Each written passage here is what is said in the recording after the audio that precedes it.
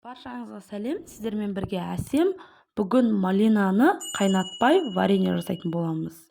Қыс мезгіліне өте керек дәрумендердің бірі. Малинаны қайнатпай витаминін бойында сақтап, өте керемет, ең оңай, тез әдіс тәсілімен сіздермен бөлісетін боламын. Міндетті түрде видеоны соңына дейін көріңіздер. Ең алдымен осылай өзіңізге ыңғайлы ыдысқа осылай сүзгіге астына су ағып тұратын осылай ыдысқа малинаны салып алып, шетінен осылай жуып алатын боламыз. Міне видеоды көріп тұрғандарыңыздай, мен осылай ет сүзгі, қамыр сүзгіге осылай шетінен салып отырып, малинаны әдемілеп жуып алдым. Ең оңай әдіс тәсіл, және де енді менде 2 килограмм, 2 де 700 килограмм малина, 1-1 қант қостым. 1-1 қосасыздар қантты. Осылай қантымызды өлшеп қосып алдым.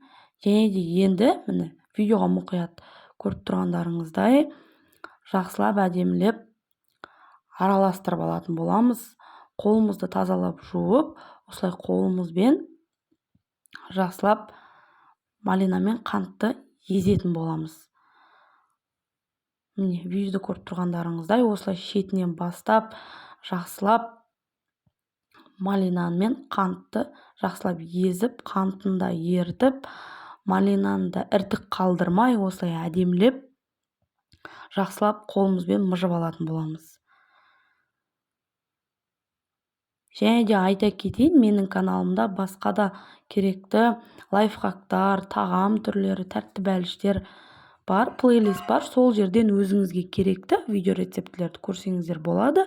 Каналыма тіркелмеген болсаңыздар, тіркеліп, қоңыраушаны басып қойыңыздар. Видео рецепті шыққанда алғашқылардың бірі болып көріп отырасыздар, достар. Міне енді жақсылап осылай іртік қалдырмай малинаның бәрін жақсылап қолымыздың көмегімен жақсылап мыжып алатын боламыз. Және де осылай араластырып отырыңыздар, сол кезде қанты тез жақсы еритін болады. Егер сіздерде блендер болса, блендермен де езіп алсаңыздар болады. Міне осылай жақсылап әдемілеп қолымыздың көмегімен малинаны да іртік қалдырмай езіп, және де қантын да осылай жақсылап езіп аламыз. Ал енді қасықпен араластырып қойып, 1 сағат 2 сағатқа қойып қоямыз қанты ерігенше. Қанты еріп болғаннан кейін жақсылап араластырып алып, осылай баклажкаларымызға, өзімізге ыңғайлы ыдысымызға құйып алатын боламыз. Және де сыртын сүртіп, тазалап, міндетті түрде тоңазытқышқа, яғни мұздатқышқа қатырып қойыңыздар. Өзіңізге керекті уақытта тоңазытқышқа шығарып қолдана беретін боласыздар. Осылай мұздатқышқа, яғни морозильникке осылай керекті ыдыстарымызға салып алып, құйып алып, қатырып қоятын боламыз.